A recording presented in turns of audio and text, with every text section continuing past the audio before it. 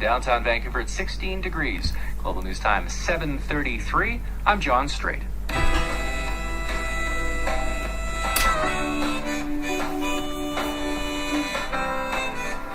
This is Weekend Mornings on 980 CKNW. With Phil Figueredo and Jonathan Chung, I'm Sterling Fox on this Labor Day weekend edition of our program. Nice to have you along with us on this damp Sunday morning here on the West Coast. In the early June of this year, folks in Quebec were sideswiped by the announcement of two bills, one provincial and one federal, both of which, for members of the English-speaking community in Quebec, represented a clear and present threat to the ongoing welfare of English speakers in Quebec. They have formed a task force on linguistic policy to oppose both the federal and the provincial bills, both of which will impact the English-speaking community in Quebec negatively. One of the members of that task force on linguistic policy joins us from the eastern townships of Quebec this morning. It's a pleasure to say welcome to Colin Standish. Colin, good morning.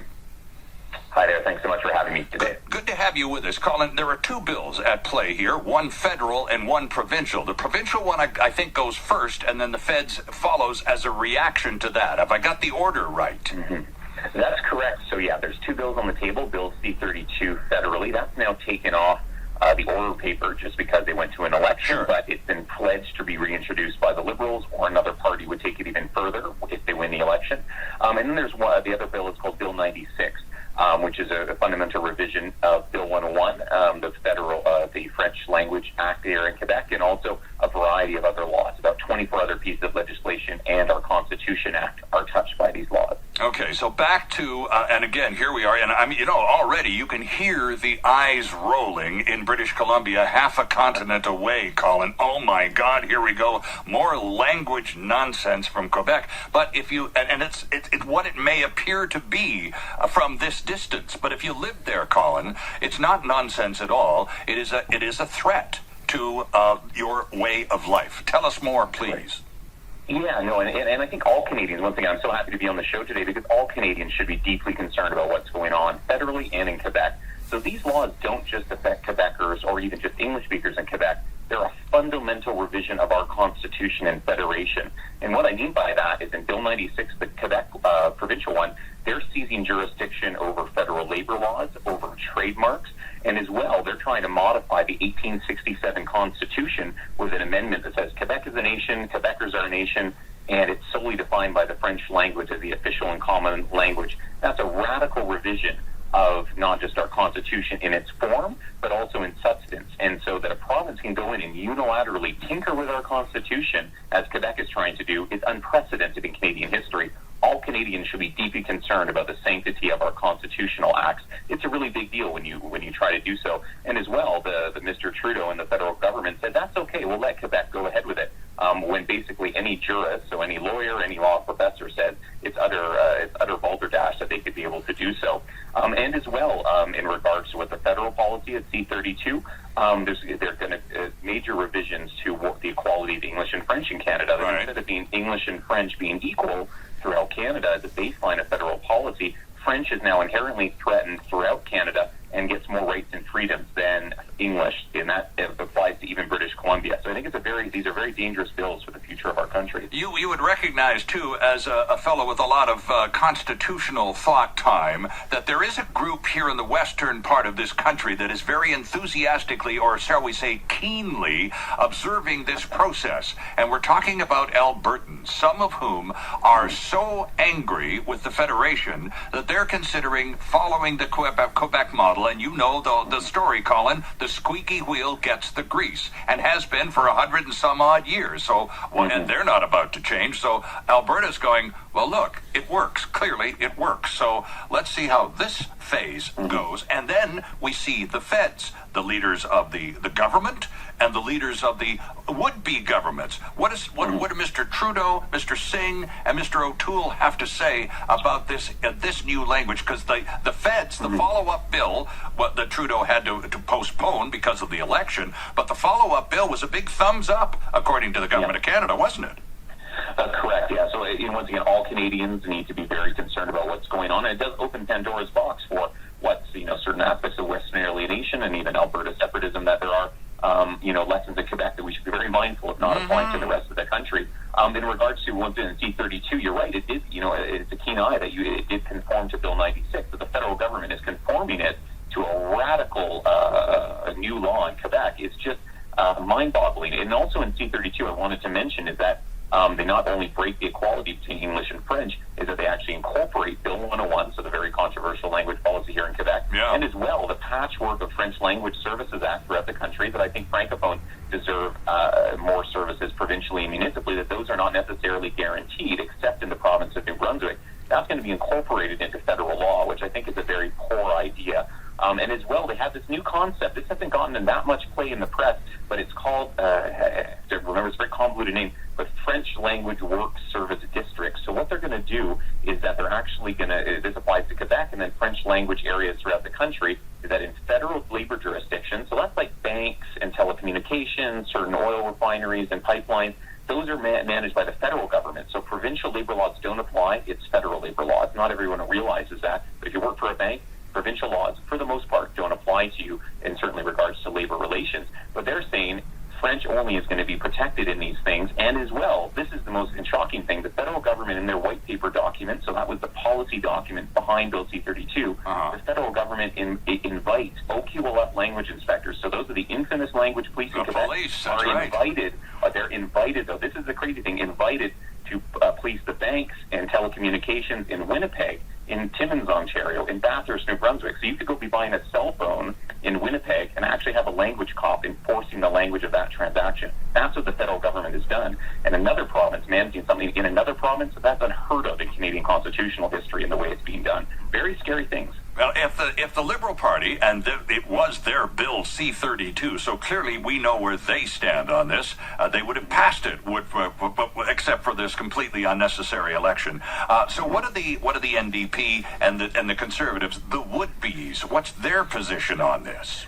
So that's a great question. Unfortunately, there seems to be unanimity in these laws at the federal level, and I think that we as Canadians should speak the truth to power to the Liberals and the Conservatives and the NDP that they should not follow this rabbit down the hole. So the Conservatives have something called the Contrat avec les Québécois et Québécoises. They released it only in French, and it says, once again, they want to extend Bill 101, so that's the provincial law, into all federal jurisdictions. So that's even taking Bill C32 a little bit further, and they endorsed Bill C32 as well. So the Conservatives have a very nationalist policy that really upends a lot of language equality in this country. And turning to the NDP under Mr. Singh, so there's something called, this once again is not talked about enough publicly, but there's something called the Sherbrooke Declaration. It was adopted in 2005 by the NDP, and it's a radical nationalist, I don't even say nationalist, actually a soft separatist document. So the NDP is a very progressive party, known for being very, well-doers generally throughout the country, but in Quebec, they really are a pseudo-separatist party, and that's something that's not talked about outside of Quebec.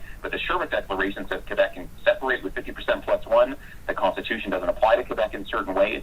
Bill 101 and other language laws should apply federally. So I encourage Canadians, take a look at the Sherbrooke Declaration. The NDP is not a happy-go-lucky party in the province of Quebec, and that's why they won in 2011. 59 of 75 seats went to the NDP, largely on a nationalist and separatist vote. So once again, the other parties are very much in line with what's going on, unfortunately. So if that is the case, I mean, I suppose the question is, and one of the reasons that there's a sort of a slow uptake on this call, and I think you'll understand, is there's a sort of a general Quebec fatigue, particularly here in the West. And going back to the Harper days, Mr. Harper made, I thought, a fairly major concession during his time as Prime Minister, recognizing the province of Quebec as a nation within a nation and so on, extending, I think, a degree of status that was, well, begrudgingly accepted by the rest of the country. But that, of course, was never good enough. It never seems to be good enough. There's always a demand for more. And because of that, unending more, there is a high degree of Quebec fatigue elsewhere in the country, which causes people to look the other way or turn the radio down when something like this comes on. And this is very divisive, because not only do you have the province jockeying for a unique position, you've also got all levels of the federal parties going, go for it, and the rest of the country loses. Yeah, you summarize the situation very accurately, and but once again, we cannot let fatigue take over. We all need to be concerned that once again, if Bill 96 or revised C32 under all parties gets proposed, and these both pass in 2021 or early 2022, right. It is a fundamental revision of our country. I think everyone needs to understand these aren't just language laws that are going to do some bad things to minorities in Quebec. Right. It's obviously a problem. It takes away all our rights and freedoms as a country. And as well, I want to talk about some other aspects of Bill 96. That this is something that I think might shock your listenership, is that there's parts of the bill that on a hypothetical complaint about language in Quebec, the OQLF language inspectors can go into this business or organization. They can seize every cell phone and computer on site of your clients, your employees, and the owners on a hypothetical complaint, and they get access to all your electronic documents. So actually take your cell phone away. You have no rights under the Canadian Charter or the Quebec Charter, because we actually have a provincial charter here. Yes. And you can't even, if they rough you up or break your stuff, you can't even sue them in a civil court. So they really take away the very basic fundamental, no warrant, no nothing. This is upends 1,000 years of law going back to the Magna Carta, where individuals have certain inalienable rights and freedoms. That's being taken away by Bill 96. And as well, part of that, if you get fined 3 times under this law, you can have a $90,000 fine as a small business in Quebec. What kind of business after this pandemic has $90,000 for three complaints under this egregious violation of civil rights? So that's what we're doing in the province of Quebec. All Canadians should be concerned, because once again, if they're allowed to upend our Constitution and apply what I just described without any recourse or any scrutiny, it's a really scary situation for all concerned Canadians. Colin Standish joining us this morning from the Eastern Townships of Quebec. Mr. Standish is the chair of the Task Force on Linguistic Policy, a new group formed this summer in Quebec specifically to oppose Bill 96, the Quebec law, and Bill C32, the federal law approving the Quebec position on language, a draconian position to say the very least. Colin, I need to take a quick break, during which I'm going to open up the phone lines. Any Vancouverites who have some thoughts or questions, comments, are welcome to join the conversation at 604-280-9898. Lots more with Colin Standish and you after this. Get off the screen, out of the house, and back to business. All right, I'm back. Book your next flight today at harborair.com. Where'd everyone go? This is Weekend Mornings on 980 CKNW. Sterling Fox with you on the Labor Day edition of the program. Colin Standish is with us. Mr. Standish is a constitutional lawyer and chairman of the Task Force on Linguistic Rights, recently formed to protest a bill called 96 in the province of Quebec, and another bill, C32, organized by the Government of Canada, which has dissolved, of course, with the election. The bill is said to be all set for being revised. Colin, the pretext that the government of Quebec with this new Bill 96 used is the one they've used to do all of this stuff, right, going back to Bill 101 and the draconian language laws first time around. It's all about defending Quebec's values and, quote, to curb the decline of French in Quebec. So, again, one needs to ask, how threatened is the language of French in Quebec? Yeah, that's a great question. So one of the myths from my perspective, and also the task force, is that French is inherently threatened in Quebec.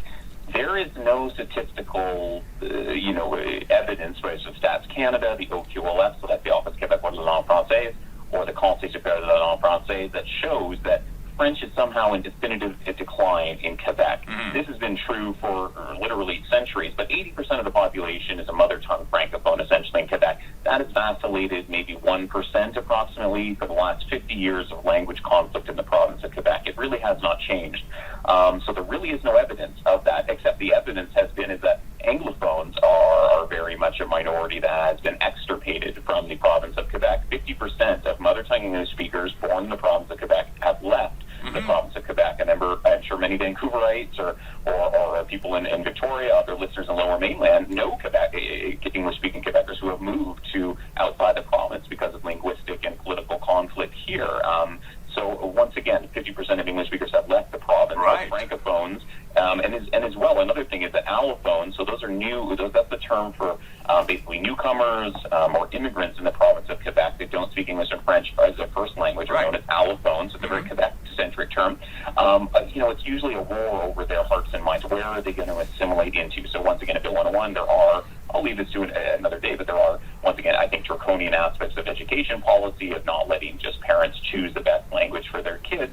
It's coerced into French generally, and so that's part of Bill 101, and it's a very, once again, that's a very controversial debate in Quebec. But if you look at that, most people assimilate into the French, into French-speaking society, partly because of education, but also that people want to speak both languages generally. And as well, if you look at Quebec, 95% of Quebecers speak French. Never before, since the conquest, since over 250 years ago, have there been so many people speaking the French language in the province of Quebec. So what's the problem? If everyone's speaking French and French speakers are the ascendant majority, why should we have new draconian laws? And so much for the decline of French in Quebec, which is the go-to. We're saving our culture. We're saving everything, and that's the justification. Did open the phone lines here. Let's include Ken in South Surrey in our conversation. Ken, good morning.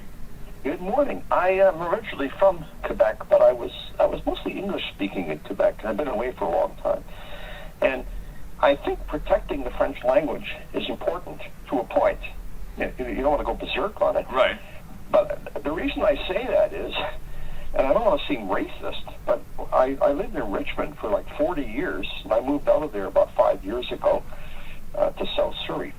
And I noticed what happened is that slowly everything started changing into Chinese, insofar as, and my ex-wife was Chinese, so I'm not racist, but all of a sudden, a lot of signs were up in Chinese and not English.